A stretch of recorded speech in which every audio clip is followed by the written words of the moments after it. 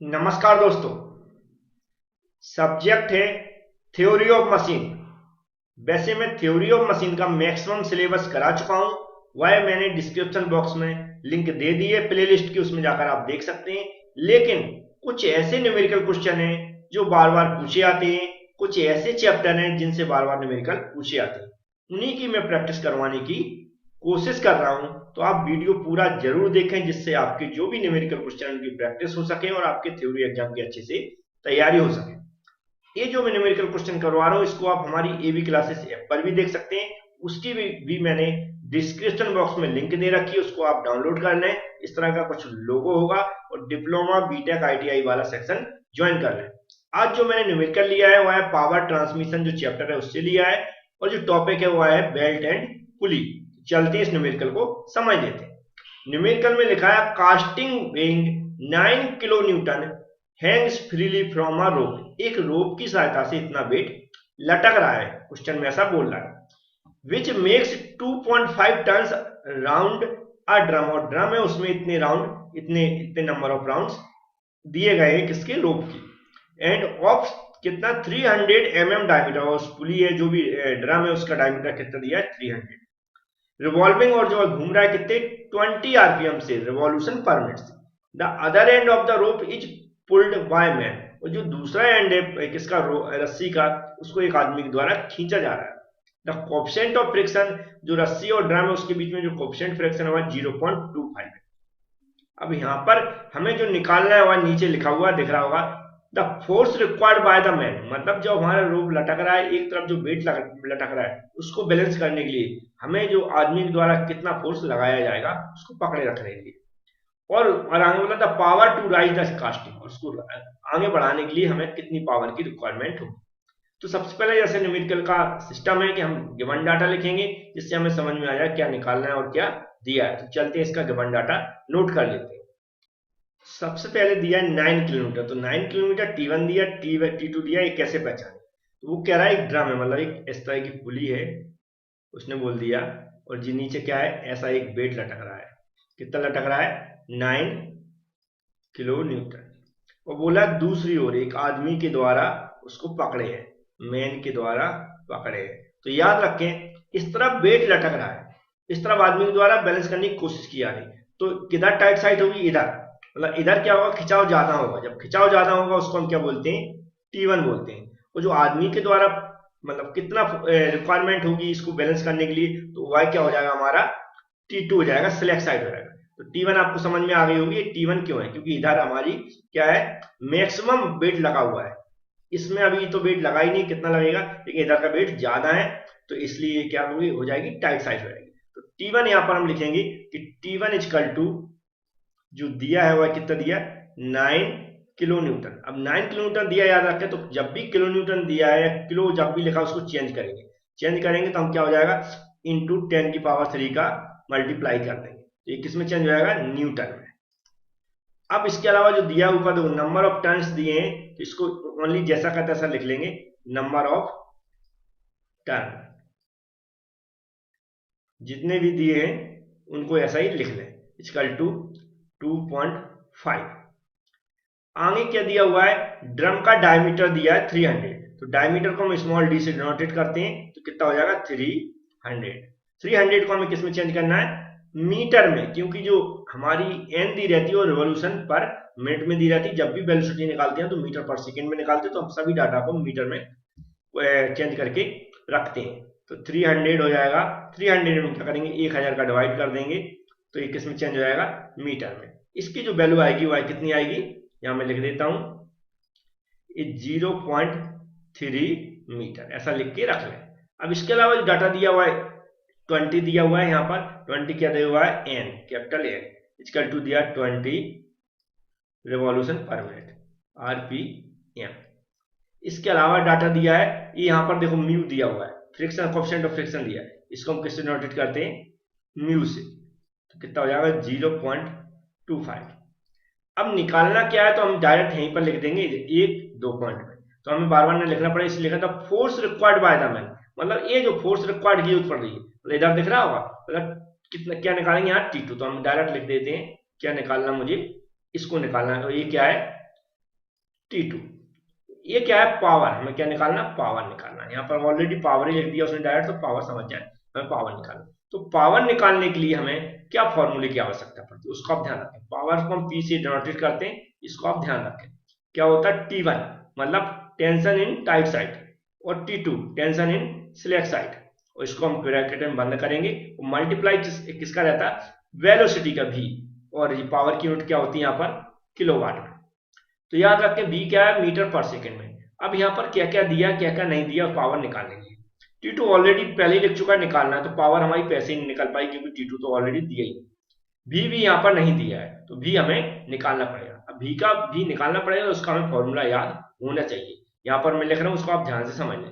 V equal to क्या होता है, pi into D into N upon क्या होता है, 60 का डिवाइड क्यों होता है, क्योंकि जो हमारा एन होता है वो होता है रिवॉल्यूशन पर मिनट में होता है, जबकि हम इसकी यूनिट क्या रखते हैं, मीटर पर सेकेंड। तो सेकेंड मीटर को सॉरी मिनट को मीटर में सेकेंड में चेंज करने के लिए ये क्या होता है, रिवॉल्यूशन पर मिनट।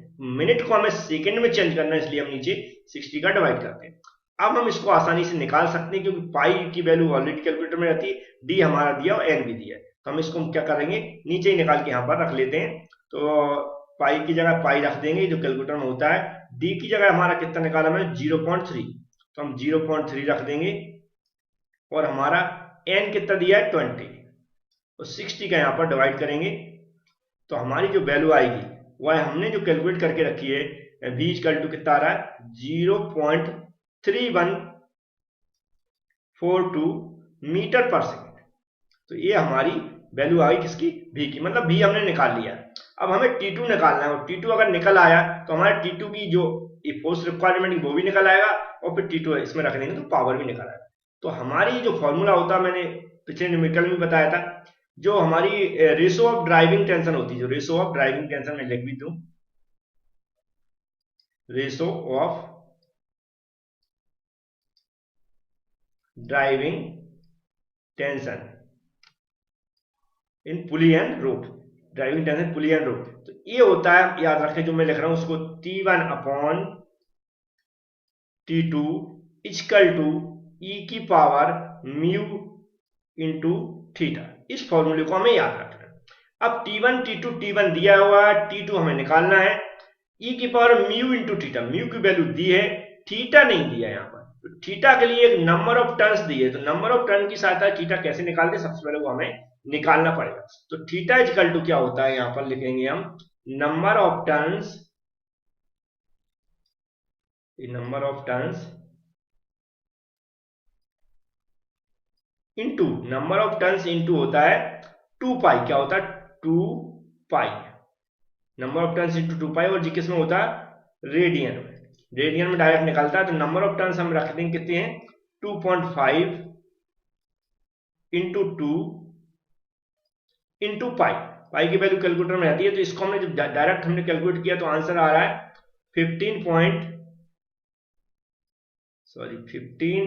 इसको सही से रख देता हूं मैं, 15.70 रेडियन। अब हम इसको आसानी से निकाल सकते हैं क्योंकि म्यू की वैल्यू थीटा की दोनों की मिल गई है। इसको मैं पेज को थोड़ा नीचा करता हूं फिर समझाता हूं।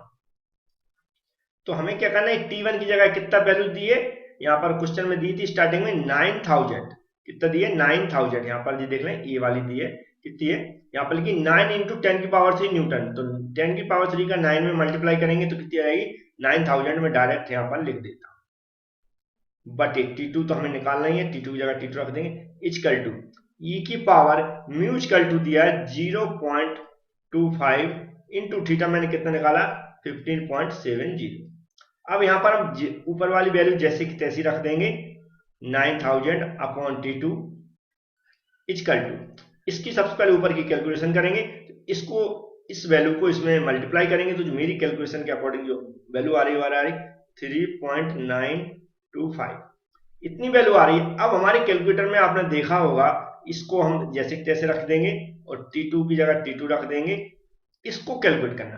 तो कैलकुलेटर में आपने देखा होगा जहां शिफ्ट लिखा रहता है, तो हम क्या करेंगे, शिफ्ट का बटन दबाएंगे जो कि राइट कॉर्नर में ऊपर की साइड होता है। शिफ्ट का बटन दबाने के बाद बटन में आप देखेंगे लेफ्ट साइड के अंदर जो ln लिखा रहता है, क्या लिखा रहता है, ln, राइट साइड में लिखा होगा ln, तो शिफ्ट दबा के ln दबाना है, शिफ्ट दबा के ln दबाना है, फिर इस वैल्यू को टाइप करना है। इस वैल्यू को टाइप करने के बाद इक्वल का बटन दबा देना, मतलब बराबर का बटन दबा देना। तो जो वैल्यू आएगी, जो मेरी कैलकुलेशन के अकॉर्डिंग आ रही है, वह आ रही है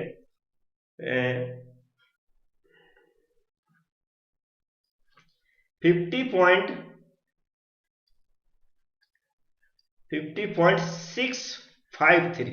ठीक है, एक कैलकुलेट आप करके भी देख सकते हैं। हमें क्या करना है, T2 निकालना, तो इसको इधर ले जाएंगे और इसको इधर लाएंगे। तो यहां पर अच्छे से लिखेंगे T2 इक्वल टू 9000 बटे 50.653। अब इसको इसमें डिवाइड करेंगे तो T2 इक्वल टू जो वैल्यू निकल रही वो आ रही 177.67 और एक इसमें लिखेगी न्यूटन में निकलेगी। अब ये दोनों वैल्यू T2 भी आ गया हमारे पास, T1 भी हो गया और सारी वैल्यू हो गई, तो हम पावर आसानी से यहाँ निकाल सकते हैं। मैं इधर से निकाल के अच्छे से दिखा देता हूं। तो P इक्वल टू जो हमने फॉर्मूला स्टार्टिंग बताया था, क्या बताया था, ब्रैकेट में T1 minus T2 into V। तो यहां पर वैल्यू रखेंगे, T1 कितना दिया है 9000 माइनस, और जो हमारा T2 कितना निकला 177.67। इसको बंद करेंगे और वेलोसिटी की जो वैल्यू है उसको मल्टीप्लाई करेंगे, कितनी दी है, यहां से मैंने निकाली हुई थी 0.3142। अब हम इसको कैलकुलेट करेंगे, तो एक ही बार में कैलकुलेट करें, इसमें से इसको माइनस कर दें, तो इसको मल्टीप्लाई कर दें। तो जो मेरी कैलकुलेशन के अकॉर्डिंग जो वैल्यू आ रही है मैं बता देता हूं कितनी है। इसकी जो वैल्यू आ रही है 277.0.21 न्यूटन मीटर सेकेंड। तो ये न्यूटन मीटर पर सेकेंड जो ये होता है किसके बराबर होता है, वाट के बराबर होता है। हम इसको लिख देंगे यहाँ वाट। अब ये वाट में निकली, लेकिन मुझे किलोवाट में निकालना है वैल्यू, तो किलोवाट के लिए हम क्या करेंगे, इसमें 1000 का डिवाइड करेंगे। तो 1000 का भाग देने के बाद जो वैल्यू निकलेगी वो 2.770, 2.77 भी लिख सकते हैं, और ये हो जाएगी किलोवाट। तो उम्मीद है कैसे मैंने P निकाला है, कैसे T2 निकाला, आपको समझ में आया होगा। और भी मैं कोशिश करूंगा, जितने भी न्यूमेरिकल होगा कोशिश करूंगा मैं सॉल्व करने की। और भी आपके पास न्यूमेरिकल हैं जो आपको लग रहा है ये पूछे जा सकते हैं, तो हमारा नंबर है 9229667775। इस नंबर पर आप व्हाट्सअप कर दें वो न्यूमेरिकल की फोटो खींच के, तो मैं कोशिश करूंगा उसको समझाने की। Thank you friends.